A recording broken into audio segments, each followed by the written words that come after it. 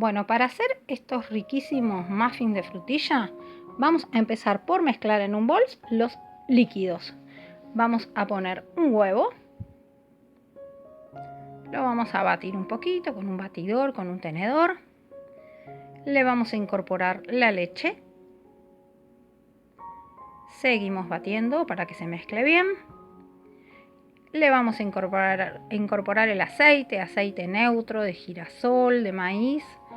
Mezclamos y le vamos a agregar también la esencia de vainilla acá. Para hacer muffin, por lo general, con una tapita es mi medida, una cucharadita sería. Mezclamos bien y ahora pasamos a mezclar los ingredientes secos.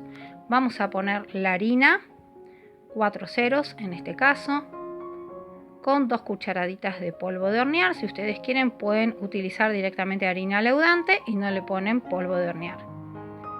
2 cucharaditas entonces de polvo, media cucharadita de sal fina, siempre ayuda a realzar los sabores y que haga efecto el polvo de hornear. Vamos mezclando, le agregamos el azúcar y ahora en este bol vamos a incorporar las frutillas o fresas que ya están lavadas, cortadas, escurridas.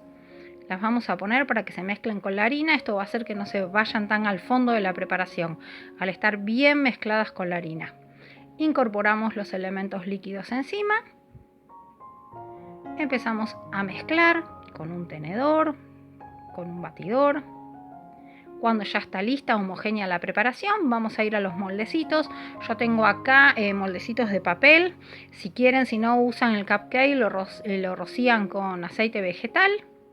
Es lo mismo. Vamos separando la preparación para todos los moldecitos y luego lo vamos a llevar a un horno precalentado, horno medio, por aproximadamente 20 minutos. Ya están listos. Yo lo que le hago es espolvorearlo con azúcar, que le queda muy rico.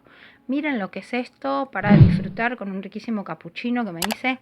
Es un manjar, no saben el olorcito que sale. Espero que les guste. Denle like, compartan nuestra receta y sigan acompañándonos en nuestro canal Cocina con Amor.